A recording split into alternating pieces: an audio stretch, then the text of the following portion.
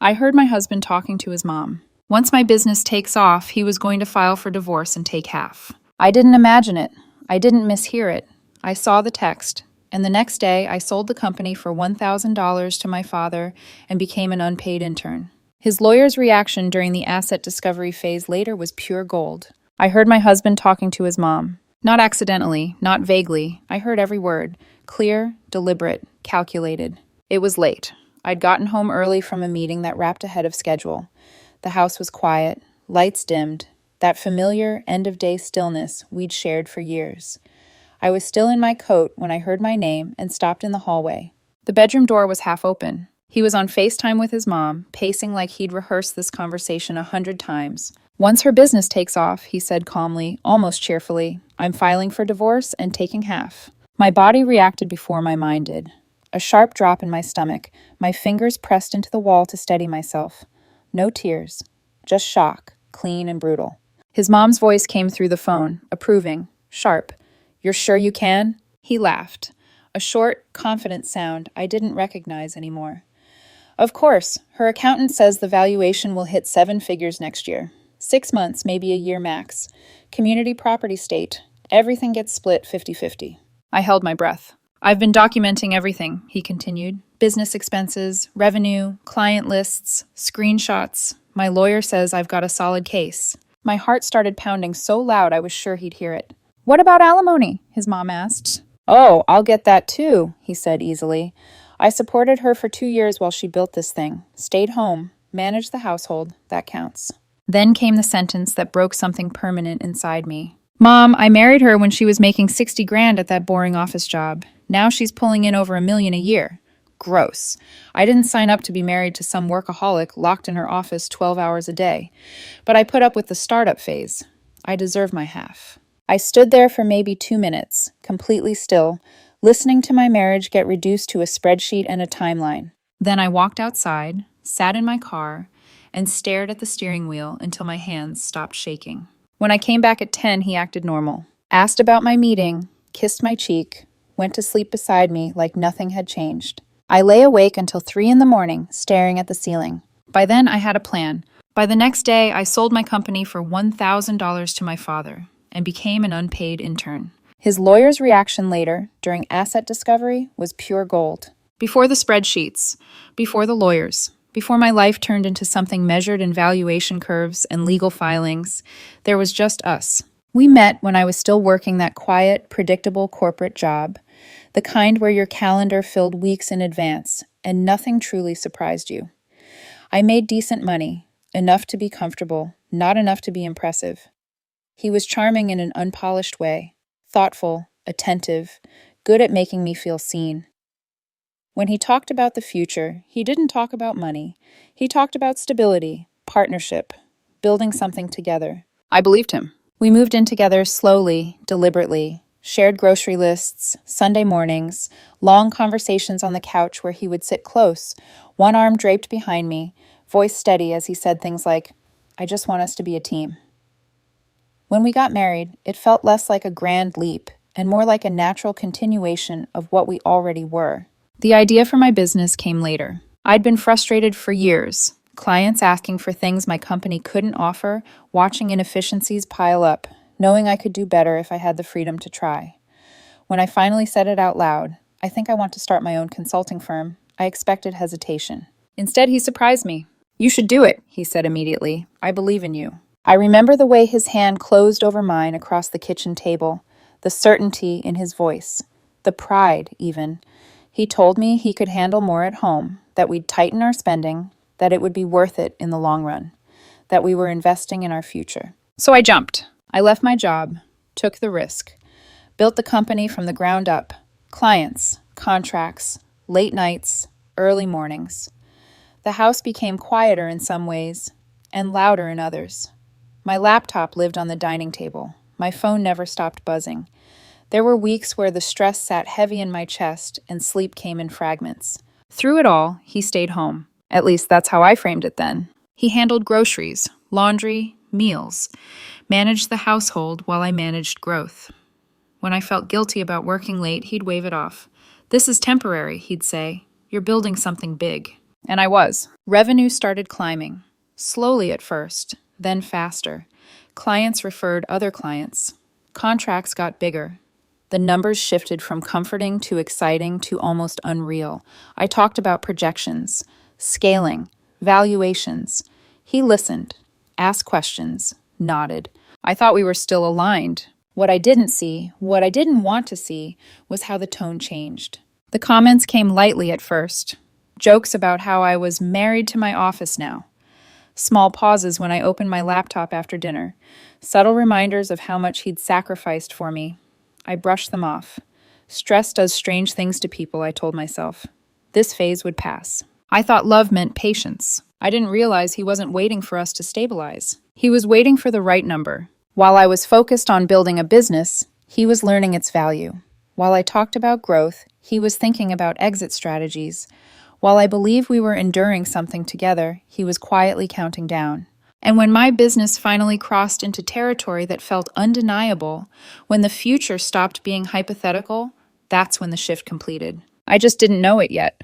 Not until that night in the hallway, listening to him plan my financial dismantling like it was already done. Looking back, the signs were there. I just mistook them for loyalty. The shift didn't happen all at once. It crept in quietly, disguised as concern, as adjustment, as the normal friction of two people navigating a changing life. If I'd been asked then, I would have said we were fine. Tired, maybe, stretched, but fine. That's how subtle it was. At first, it showed up in questions. How much did that client sign for? Is that recurring revenue or just a one-off? What happens if the market dips? They sounded reasonable, supportive even. I answered without hesitation. Numbers lived in my head anyway. Contracts, projections, margins. I thought he was just trying to understand my world better. Then the questions started repeating. He'd ask the same thing a week later, phrased slightly differently. Ask again over dinner. Again while we brushed our teeth. I started noticing how his eyes didn't soften when I talked about the work anymore. They sharpened, focused, like he was filing information away. I told myself I was imagining it. The jokes came next. Guess I married a CEO now, he'd say with a half smile when I opened my laptop at night. Must be nice, he joked once, glancing at a deposit notification on my phone. I should start charging you rent for using the dining table as your office. I laughed, every time. Because pushing back felt petty. Because I didn't want to be defensive. Because I thought love meant absorbing small discomforts so they didn't turn into big ones. But the air between us started changing. He began talking about fairness more, about how much he'd given up, how his career had stalled so mine could grow. He never raised his voice, never accused me outright. He just framed it like a shared sacrifice, one he reminded me of often enough that it stopped feeling shared. You wouldn't be where you are without me, he said one night, casually, while scrolling through his phone. It wasn't angry. That's what unsettled me. I didn't argue. I told him I appreciated him, told him we were a team, that this phase wouldn't last forever, that once things stabilized, we'd rebalance. He nodded, but something in his expression didn't ease. Around that time, I noticed he'd started spending more time on his phone, texting late at night, turning the screen away without realizing he was doing it. When I asked who it was, he'd shrug. Just my mom, or just a friend. I didn't push. I also noticed paperwork appearing around the house, mail he'd already opened, documents stacked neatly instead of tossed aside. Once, I saw a printed article on community property laws folded on the counter. I told myself it meant nothing. Everyone Googles things. The comments grew sharper as my numbers grew bigger. When I mentioned projections crossing into 7 figures, his reaction wasn't excitement. It was quiet calculation. He asked how valuations worked, how timing mattered, whether growth was linear or exponential. Just curious, he said when I paused. I answered anyway. The last warning sign, the one I should have listened to, came the night he said, "You know, if something ever happened between us, things would still be equitable." Equitable. The word landed wrong, heavy, legal. I laughed it off. Why would something happen between us? He smiled, too quickly. I'm just saying, it's good to know how things work. That night, I lay awake longer than usual, staring at the ceiling, trying to explain away the discomfort tightening in my chest. I told myself I was stressed, that success brings tension, that marriages go through phases. I didn't know he wasn't adjusting to my growth. He was positioning himself around it, While I was focused on building stability, he was studying leverage. While I thought we were navigating change together, he was quietly preparing for an exit. The conflict didn't explode yet. It planted itself, and it waited. The night everything broke wasn't dramatic at first. No shouting, no slammed doors, no instinctive sense that my life was about to split cleanly down the middle. It was an ordinary night, so ordinary that I didn't question it when my client meeting ended early. I drove home thinking about next quarter projections, about how close we were to hitting numbers that had once felt impossible. I remember feeling tired but satisfied, the kind of exhaustion that comes from momentum. I pulled into the driveway just before 8. The house was quiet.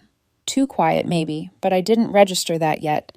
I let myself in, set my bag down, and was halfway through taking off my coat when I heard my name. Not called, mentioned. I stopped in the hallway. The bedroom door was half open. Light spilled into the hall in a thin line. Inside, my husband was pacing slowly, phone raised, FaceTime screen glowing against his face. He was talking to his mom.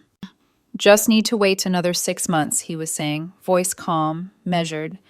Maybe a year max. Her accountant says the business valuation will hit 7 figures by next year. I leaned slightly against the wall, heart starting to thud harder, slower, like it was recalibrating. His mom said something I couldn't quite hear. Yeah, he replied. Community property state. Everything acquired during marriage gets split 50-50. The words didn't register right away. They floated, unattached. I've been documenting everything, he continued. Business expenses, revenue, client lists, screenshots of bank statements. My lawyer says I have a solid case. Lawyer. My mouth went dry. And alimony? His mom asked. Oh, I'll get that too, he said without hesitation. I supported her for 2 years while she built this thing. Stayed home, managed the household, that counts. I felt my fingers curl into the drywall. There was a pause, then his mom again. You sure you want to do this? 5 years of marriage. He laughed softly. Mom, I married her when she was making 60 grand at that boring office job. Now she's pulling in over $1 million a year. Gross. I didn't sign up to be married to someone who's in her office 12 hours a day. But I put up with the startup phase. I deserve my half. That was it? That was the moment something fundamental shifted, from confusion to clarity. This wasn't frustration. This wasn't resentment born of neglect. This was strategy. I stood there for maybe 2 minutes, listening to him talk timelines, dollar amounts, entitlement. I didn't cry. I didn't gasp. I didn't interrupt. I turned around quietly, walked back outside, and sat in my car. I don't remember starting the engine. I just remember driving, circling blocks, stopping at red lights I didn't see. My hands felt numb on the steering wheel. My thoughts came in fragments. 5 years, $1 million, half, alimony. None of them fully forming into emotion yet. By the time I came back, it was close to 10. He was in the kitchen when I walked in, perfectly composed. Hey, he said, how was your meeting? Fine, I answered. He leaned in, kissed my cheek. Normal. Practiced. He went to bed like nothing had happened. I lay beside him in the dark, staring at the ceiling while his breathing evened out. I didn't sleep. I replayed every sentence I'd heard, every casual cruelty, wrapped in logic. By 3 a.m, the shock wore off. What replaced it wasn't rage. It was resolve. At 7 a.m., I called my father. Dad, I said, keeping my voice steady, I need your help. Can you come over today? It's urgent. He didn't ask questions. I'll be there at 9. When he arrived, I told him everything. Showed him the text messages I'd found after my husband left for the day, conversations with his lawyer, screenshots, dates, strategy. My dad listened without interrupting. When I finished, he sat back and said quietly, You know what you're asking me to help with could be challenged in court. I know, I said. I'm not trying to hide assets illegally. I need to restructure legally before he files. He nodded once. Then let's call my attorney. By that evening, the paperwork was ready. I sold my company, every contract, every asset, to my father for $1,000, and I became an unpaid intern. The fuse had been lit. The explosion just hadn't happened yet. I expected something immediate after the sale. A confrontation, a meltdown, accusations thrown like glass across the kitchen. None of that happened. Instead, there was silence. The night I signed everything, I came home and sat at the dinner table like nothing had changed. I ate slowly, watched a show I barely followed. When he walked in, he looked at me the way he always did. Briefly, absently, already distracted by his phone. Hey, he said, how was your day? Busy, I answered. Not a lie. I waited until after dinner to tell him, not out of kindness, out of control. I wanted to say it cleanly, calmly, without giving him the satisfaction of seeing emotion crack through my voice. My dad's taking over the company, I said, keeping my tone even. I'm going to work under him for a while, learn how to scale properly. He blinked. What? We've been talking about it for months, I continued, like this was the most natural thing in the world. He ran his own consulting business for decades. I've been struggling with growth management. This makes sense. He stared at me, really stared. You sold him the business? Closed today, I said. Family deal. For how much? His voice tightened, just a fraction. $1,000. The color drained from his face. You sold $1 million business to your father for $1,000? It's not worth $1 million yet, I replied calmly. That's projected valuation. Current value, based on assets and contracts, is reflected in the sale. Besides, he's mentoring me in exchange. He didn't respond, just stood there, mouth slightly open, eyes darting like he was recalculating in real time. Then he turned and walked down the hall. I heard the bedroom door close. A second later, muffled voices. His phone. Probably his lawyer. Maybe his mom. I didn't care enough to guess. I finished my dinner. That night, he didn't sleep in our room. 3 days later, he sat me down at the kitchen table. I think we need space, he said, hands folded neatly in front of him. This marriage isn't working. I looked at him. Really looked. At the man who had counted down months like a payout clock. Okay, I said. He blinked, clearly not expecting that. I'm filing for divorce, he added quickly. I've already spoken to a lawyer. All right, I replied. I'll get my own attorney. That's it? He asked. That's all you have to say? You want a divorce, I said evenly. I'm not going to fight that. He looked disappointed. We'll need to divide assets, he said after a moment. The house, savings, your business. My dad's business now, I corrected. I don't own a company anymore. His jaw tightened. We'll see what my lawyer says about that. He moved out 2 days later, went to stay with his mom, filed papers the following week. The first legal document I saw from his lawyer was almost impressive in its audacity. Full business valuation, independent appraisal, 3 years of tax returns, client contracts, business bank statements, personal bank statements, documentation of the sale to my father. Everything. My attorney responded with exactly what we had. The sale agreement, the LLC transfer, the new structure showing my father as owner and me as an unpaid intern. That's when his lawyer called. I was in the room when my attorney put it on speaker. What the hell is this? His lawyer snapped. Your client sold a 7-figure business for $1,000 3 days before my client indicated she wanted a divorce and is now an unpaid intern. This is textbook asset hiding. My attorney didn't flinch. My client restructured her business arrangement with her father, he said calmly. Perfectly legal transaction. She's learning business operations under mentorship.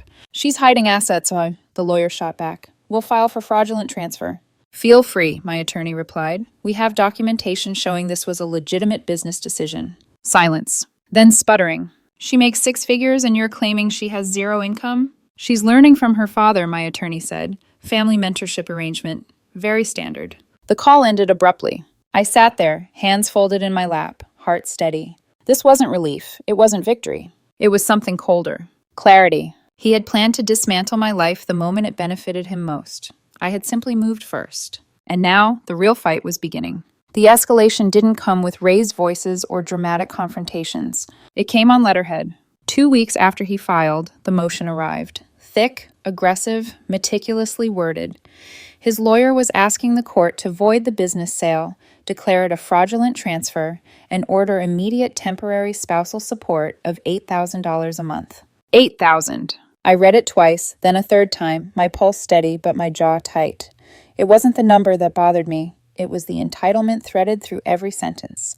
The assumption that my labor, my risk, my years of work were still his to monetize, even now. My attorney was calm when I slid the papers across his desk. This was expected, he said. They're going to push hard early, try to scare you into reversing the sale or settling fast. I'm not reversing anything, I said. I know, he replied. So we prepare. The emergency hearing was scheduled quickly. Walking into that courtroom felt surreal. Wooden benches, fluorescent lights. A judge who looked like he'd already heard too many versions of the same story that week. My husband sat across the aisle, posture stiff, jaw set. He didn't look at me. His mother sat behind him, arms crossed, eyes sharp with judgment. His lawyer went first, and went hard. Your Honor, he began, voice confident. The respondent sold a profitable business worth over $1 million to her father for $1,000 days after my client indicated he wanted space in the marriage. This is a blatant attempt to hide marital assets. I didn't react. I watched the judge's face instead. What's your response? The judge asked. My attorney stood. Your Honor, my client restructured her business under her father's mentorship. This decision was discussed months before any marital conflict. We have documentation. Produce it. We did. Emails, messages, conversations with my father about growth struggles, scaling issues, him offering to take over operations and teach me properly, all dated months before that night in the hallway. His lawyer scoffed. These emails are obviously fabricated after the fact. The judge raised an eyebrow. Do you have evidence of fabrication? The timing is suspicious. Suspicious isn't evidence, the judge said flatly. Anything else? The lawyer pivoted. She claims to be an unpaid intern, he said, gesturing toward me. Yet the business generates significant revenue. Where is that money going? To my client's father, my attorney replied. He owns the business. And he's just keeping it? Yes, my attorney said evenly. It's his business. He can do what he wants with the proceeds. The judge flipped through the paperwork. What's your current income? He asked me directly. 0, Your Honor, I said. I'm learning business operations under my father. How are you supporting yourself? Personal savings, I replied, and occasional help with groceries. From the corner of my eye, I saw my husband shift, irritation flashing across his face. The judge leaned back. I'm denying the motion to void the business sale pending further discovery, he said. However, I am ordering temporary spousal support of $2,000 per month based on marital lifestyle and available savings. $2,000. Not nothing, but not what he wanted. My attorney spoke up. Your Honor, my client has approximately $15,000 in personal savings. At that rate, support would last less than 8 months. Then she'd better find employment soon, the judge replied, or her father can compensate her. We were dismissed. In the parking lot, my husband finally turned to face me. You think you're so smart, he snapped. My lawyer is going to tear your little scheme apart. It's not a scheme, I said calmly. It's a business restructuring. You hid assets. I sold my business, I replied. That's legal. His mother stepped forward, eyes blazing. You're a snake, she said. My son supported you. Your son was counting down the months until my business hit a certain valuation, so he could take half, I said evenly. I heard the conversation. I saw the texts. Her face flushed red. You were spying on him. I walked into my own house, I said. That's not spying, that's awareness. They left without another word. 6 weeks later, the forensic accounting report came back. His lawyer had hired an expensive firm to dig through everything. Accounts, contracts, transfers. Their findings were detailed and frustratingly neutral.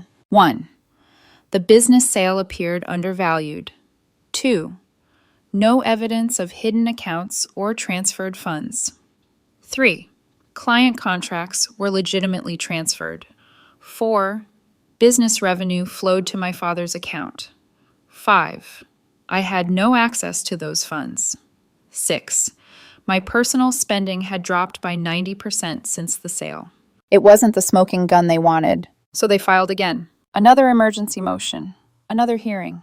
This one lasted 3 hours. Their forensic accountant testified that the business was worth between $800,000 and $1.2 million based on revenue and contracts. So selling it for $1,000 is clearly fraudulent, the lawyer pressed. It appears undervalued, the accountant admitted. My attorney stood for cross-examination. Is it common for family businesses to transfer internally at non-market rates? Yes, the accountant conceded. Is it common for parents to mentor their children in business operations? Yes.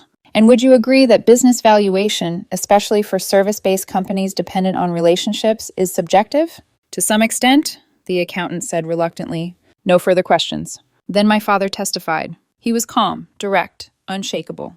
Why did you agree to buy your daughter's business for $1,000? The lawyer asked. Because she's my daughter, he replied. She needed guidance. The money wasn't the point. The education was. And the revenue? I use it to pay expenses, contractors, overhead, standard operations. Are you paying her? Not currently, he said. She's learning. Compensation will come later. The judge took a recess. When he returned, his ruling was careful. I cannot find evidence of fraud, he said. However, the business was built during the marriage using marital resources. I'm ordering mediation. You have 60 days to reach a settlement. That's when I knew. This wasn't about truth anymore. It was about numbers. And the real pressure was just beginning.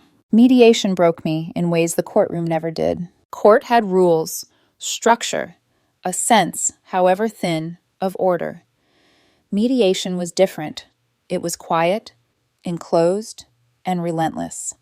A conference room with neutral walls and a long table where every number spoken felt personal. His lawyer started high. 400,000, he said, sliding the number across the table like it was reasonable. Half the business valuation, plus compensation for spousal support. I didn't react. I kept my hands folded in my lap, nails pressed into my palm so I wouldn't fidget. My attorney responded calmly. The business was sold for $1,000. That's the documented value. We're offering $50,000 as a goodwill settlement from my client's father to resolve this. His lawyer laughed, actually laughed. Goodwill, he said. Your client committed fraud. Prove she didn't. Back and forth. Offer, counter, pause. Whispered side conversations. The mediator watched us like a referee in a match. No one was winning.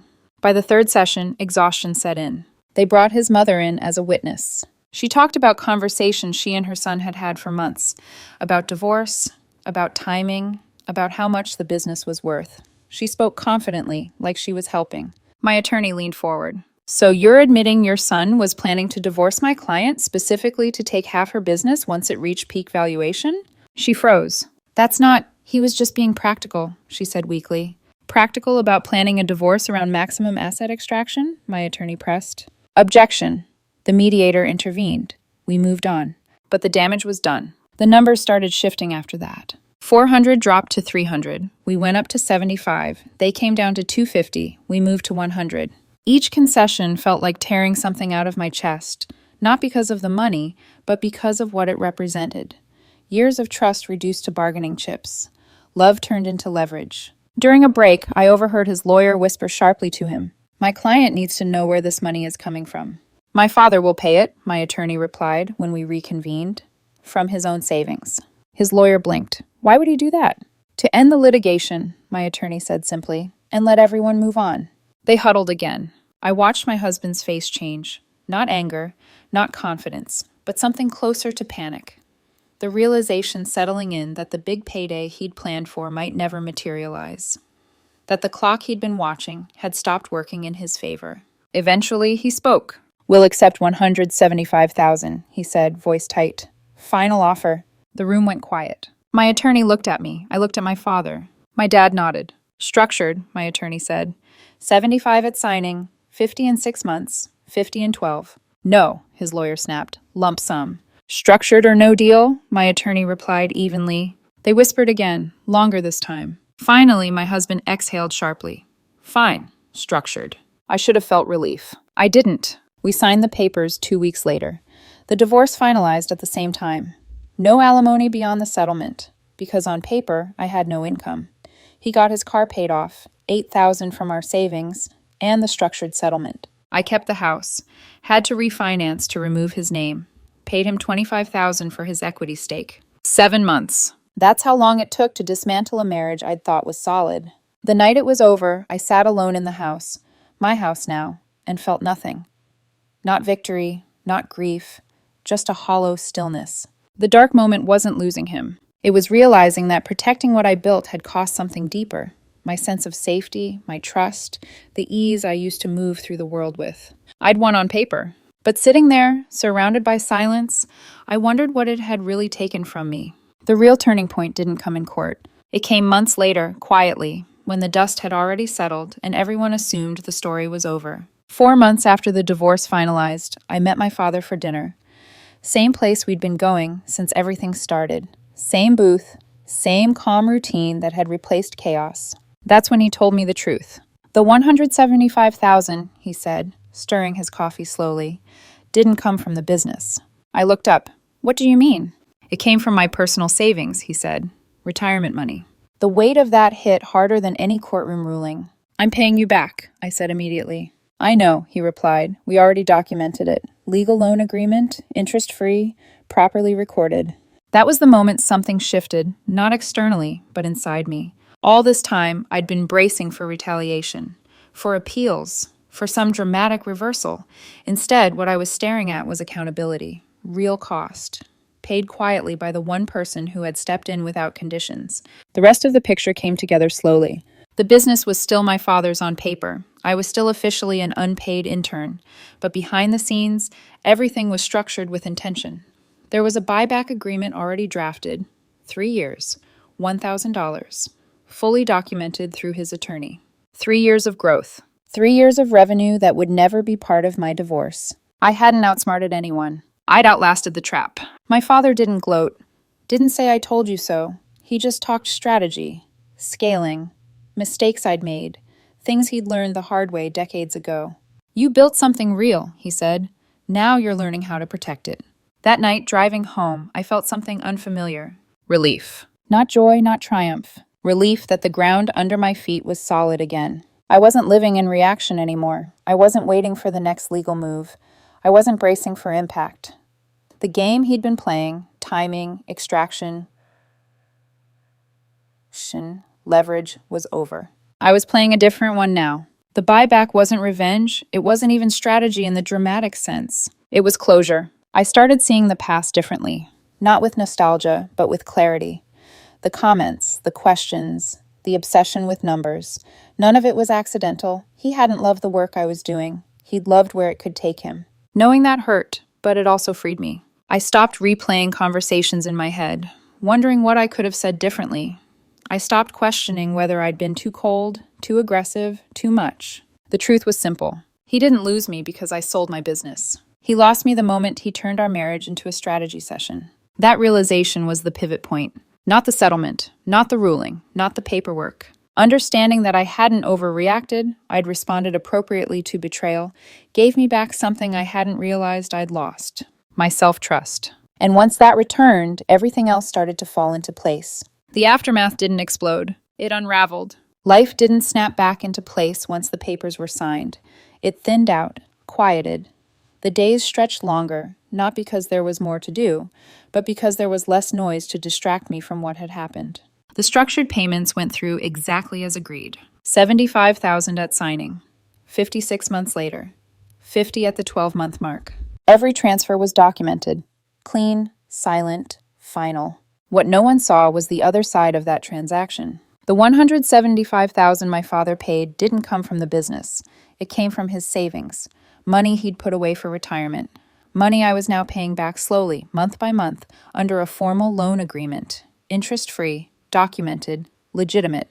That reality sat heavier than any accusation ever had. My legal fees alone were $28,000. Every invoice felt like a reminder that protecting what I built came at a cost no spreadsheet could fully capture. Physically, the stress showed. I lost 15 pounds during the divorce. Not the kind that comes with gym routines or discipline, just a slow erosion from sleepless nights and constant vigilance. People commented like it was a compliment. I smiled and didn't correct them. I live differently now. Smaller, quieter. I don't make big purchases. I don't talk about money casually. I don't leave financial details open on screens or papers lying around. Everything stays close, controlled. Maybe that's paranoia. Maybe it's wisdom. I don't know yet. The house is still mine. I refinanced to remove his name, absorbed the payments, accepted the responsibility that came with keeping it. I thought staying here would feel like a victory. Mostly it just feels empty. I'm 35, divorced, sleeping in a house I had to fight to keep. Not exactly the life I pictured when we talked about forever on that couch years ago. I heard about him through mutual acquaintances. Apparently, he burned through most of the settlement faster than anyone expected. Credit card debt I didn't know about, around $40,000, ate a huge chunk immediately. Then a recovery trip to Europe with his mom, another 15 gone. He's working now, some kind of retail management position, makes around $45,000 a year, lives in a small apartment. His mom, I'm told, complains constantly about how I ruined her son's life. The irony isn't lost on me. I didn't celebrate his downfall. I didn't feel satisfaction hearing it. Mostly I felt tired. The business, meanwhile, kept going. Under my father's ownership, it actually grew. He was good at what he did, better than I'd realized. He tightened operations, refined contracts, handled scale with a calm efficiency I was still learning. Revenue climbed. We're on track for $420 this year. I still don't touch that money. On paper, it isn't mine. In practice, it's something I'm rebuilding toward. Intentionally, patiently. My father pays me occasionally as a contractor, 3,000 here, 5,000 there, special projects, nothing consistent enough to trigger post-divorce support modifications, enough to keep me fed, stable, moving forward. Everything documented, everything clean. This phase isn't flashy. There's no applause, no dramatic closing argument. Just consequences. His are public, visible, easy to narrate as injustice. Mine are quieter, long-term, structural. I carry the weight of what it took to protect myself. I live with the knowledge that if anyone ever dug deep enough, the business sale could be questioned. Maybe not overturned, but questioned. That awareness hums in the background of everything now. I don't regret what I did, but I don't pretend it was painless. The fallout isn't about winners and losers. It's about who can live with the aftermath of their choices and who has to rebuild from them. There's no clean ending to a story like this. No courtroom mic drop. No apology scene. No moment where everyone suddenly agrees on who was right and who was wrong. He didn't have a revelation. He didn't come back to admit he'd miscalculated or crossed a line. As far as I know, he still tells people I'm the villain, the woman who hid assets and destroyed his future. And legally, maybe, in the narrowest sense, he's not entirely wrong. The business sale was aggressive, strategic, probably wouldn't hold up if someone cared enough to dig for years. But by the time anyone ever does, it won't matter. What matters is this: when someone shows you who they are, believe them the first time. He showed me he valued my income more than me, that he could map out my worth in projected numbers and timelines, that he saw marriage not as a partnership, but as a long game waiting for the right exit. That's not a partner. That's a strategist. Some friends think I was vindictive, that I should have just split everything fairly and moved on. But fairness only exists when both people are acting in good faith. He was planning his exit around maximum extraction long before I ever protected myself. Others think I was brilliant, that I played the system perfectly. I didn't. I reacted to betrayal with the only move I could see. It wasn't elegant, it was messy, expensive, and exhausting. But it was necessary. My dad and I have dinner once a week now. We talk about business, about life, about everything except blame. He never says I told you so, even though he warned me about rushing into marriage years ago. He just listens, offers perspective, and reminds me that protecting what you build matters, even when it costs you something. I'm not dating. I don't trust easily anymore. Watching someone you loved calculate the exact moment to leave you for profit does that. Maybe that'll change. Maybe it won't. For now, I'm okay with the quiet. The business keeps growing. In 3 years, I'll buy it back.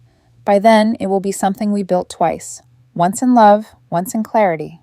Something he can never touch. I didn't get the ending I imagined. He wanted half of a successful business. Instead, he got a structured settlement and a story where I'm the villain. I wanted a partner who valued me over my bank account. Instead, I got an empty house, hard lessons, and my future back. We both lost things. The difference is I still have what I built.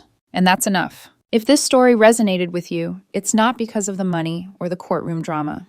It's because somewhere in it, you recognized a moment where trust quietly broke, where love stopped being mutual and started being transactional. Not every betrayal comes with shouting or infidelity. Sometimes it shows up in spreadsheets, in timelines, in someone else deciding they're entitled to the future you're still building. If you've been through something like this, know this: protecting yourself doesn't make you cold.